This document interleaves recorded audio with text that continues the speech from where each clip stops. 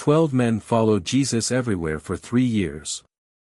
Ate with him, slept outdoors with him, watched him do things they couldn't explain. And at least 2 of them, by any normal measure of first-century politics, should have wanted each other dead. One of them was a tax collector, a man who worked directly for Rome, collecting money from his own people to fund the empire occupying them, the kind of man his neighbors would have spat at in the street. Another was a zealot, a member of a movement dedicated to armed resistance against that same Roman occupation, the kind of man who might have considered killing a tax collector a small act of patriotism. Jesus put them in the same 12-person group, and told them to live together. That's not a footnote. That's the actual shape of the group most people picture as 12 interchangeable, stained-glass saints. And it gets stranger the closer you look. At least 2 of the 12 show up under 2 completely different names depending on which gospel you're reading, not because scholars are confused, but because the text itself seems to be using nicknames, patronymics, and nudges we're only now piecing back together.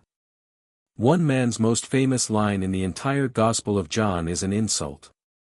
Another is remembered today mostly for one moment of doubt, despite once offering to die alongside Jesus without hesitation. So this video is going to do something most 12 apostles videos don't.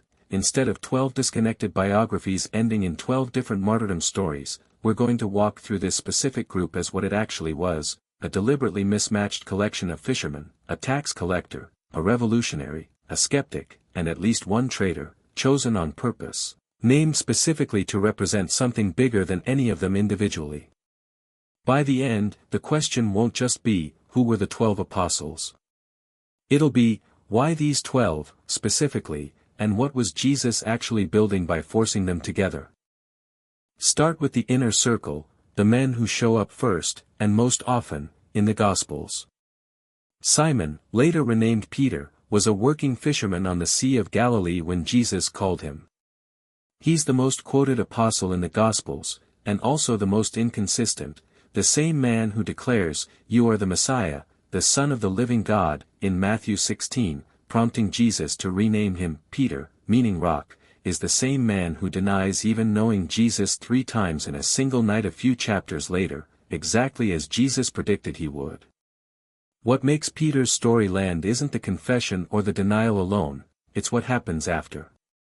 In John chapter 21, after the resurrection, Jesus asks Peter 3 times, "Do you love me?" matching the 3 denials one for one, and each time tells him to feed his sheep. The rock wasn't rebuilt by ignoring the failure. It was rebuilt by walking Peter back through it, question by question. Andrew was Peter's brother, and according to John's Gospel, the first person to actually follow Jesus. He heard John the Baptist point Jesus out, followed him for a day, and immediately went and got his brother. Andrew never becomes a headline apostle. His recurring role in the Gospels is almost always the same, bringing someone else to Jesus, including the boy with 5 loaves and 2 fish at the feeding of the 5,000. He's the connector, not the centerpiece. James and John, sons of a fisherman named Zebedee, earned a nickname from Jesus himself, Boanerges, sons of thunder, in Mark chapter 3, and the Gospels show exactly why.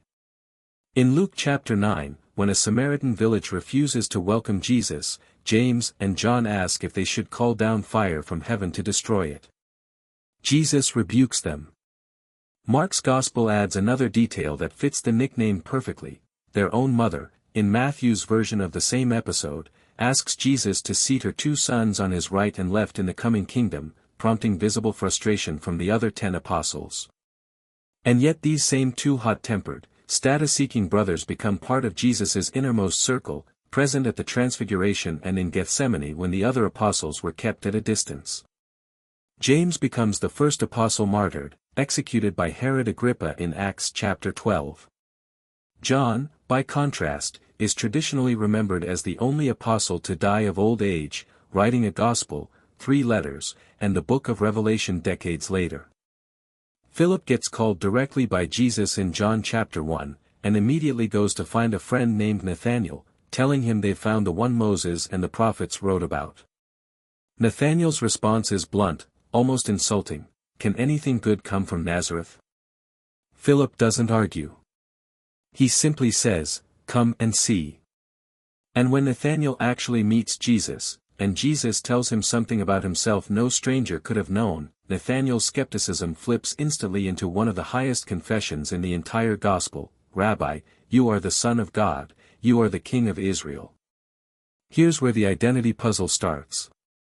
Nathanael never appears again outside John's Gospel, but the other three Gospels all list a Bartholomew in their apostle lists, always paired right next to Philip, exactly the way Nathanael is paired with Philip in John. Bartholomew itself likely isn't a first name at all, it's a patronymic, Bar-Talmai, meaning son of Talmai, the same way Simon Bar-Jonah means Simon, son of Jonah. If that's right, Bartholomew and Nathanael are almost certainly the same man under two different labels, a family name in 3 Gospels, a personal name in the 4th. For apostles in, and already the picture is more layered than the flat list most retellings give you, or a rock who fails and gets rebuilt, a quiet connector, 2 hot-tempered brothers who go from wanting to call down fire to becoming Jesus's closest confidants, and a skeptic whose second name turns out to be hiding in plain sight across the Gospels. If untangling details like this, the kind that take actual cross-referencing across all 4 Gospels, not just one list, is something you find valuable, this channel exists specifically to dig them out every week. Subscribing means you catch the next one. Because the next group is where the tension in this list gets impossible to ignore: the tax collector, and the man who might have wanted him dead. Matthew, also called Levi, was sitting at a tax booth in Capernaum when Jesus called him in Matthew chapter 9. Tax collectors in 1st century Judea worked for Rome, collecting money from their own people to fund the occupying empire, and were widely regarded as traitors and collaborators. The Gospels themselves repeatedly group tax collectors together with sinners as a single category of social outcast. Matthew's response to being called is to throw a dinner party at his own house, inviting many tax collectors and sinners, which draws immediate criticism from religious leaders watching Jesus eat with them. Matthew later writes the Gospel most concerned with proving Jesus fulfills Hebrew prophecy, the work of a man who spent his career on the wrong side of his own people's expectations, now building the case that this was the promised king all along. Then there's Simon, distinguished in the apostle lists by a specific label, the Zealot. The Zealots were a Jewish political movement committed to armed resistance against Roman occupation, not a peaceful protest group, but one associated with actual insurrection. Put plainly, Simon's entire political identity, before following Jesus, was built around opposing the exact system Matthew had been personally profiting from. These two men did not simply have different personalities. They stood on opposite sides of the single most volatile political question of their era, and Jesus placed them in the same 12-person group, expected to travel, eat, and minister side by side for 3 years. Thomas gets remembered today almost entirely for one scene, refusing to believe the resurrection until he could touch Jesus' wounds himself, in John chapter 20, earning him the nickname Doubting Thomas that's outlived nearly everything else about him. But that same gospel records an earlier moment that tells a different story. In John chapter 11, when Jesus insists on returning to Judea to raise Lazarus, walking directly toward a region where religious leaders had recently tried to stone him, it's Thomas who says to the other disciples, "Let us also go, that we may die with him." The doubt in chapter 20 and the loyalty in chapter 11 belong to the same man, a realist who needed to see for himself, but who was never actually a coward. James, son of Alphaeus, is sometimes called James the Less or James the Younger in the Gospels, almost certainly just to distinguish him from James, son of Zebedee. Beyond his name appearing on every apostle list, almost nothing else about him is recorded, making him, in a very real sense, the most ordinary name on this entire roster, included for no stated reason beyond having been called. And then there's the second naming puzzle on this list. Luke's Gospel names an apostles Judas, son of James. Matthew and Mark, listing what appears to be the same position in their own rosters, name him Thaddeus instead, and some manuscripts add a third label, Lebbaeus. The most widely held explanation is straightforward: carrying the name Judas became increasingly uncomfortable the moment one particular Judas became infamous, and Thaddeus may simply have functioned as the safer nickname the gospel writers preferred to use instead, the same way a family today might quietly stop naming children after someone who committed a notorious crime. This same Judas, not Iscariot, gets one recorded line in John chapter 14, "Lord, why do you intend to show yourself to us and not to the world?" A practical, slightly confused question asked by a man whose own name had already become complicated through no fault of his own. 12 names. 2 sets of political enemies forced to share a table. 2 men hiding behind second names.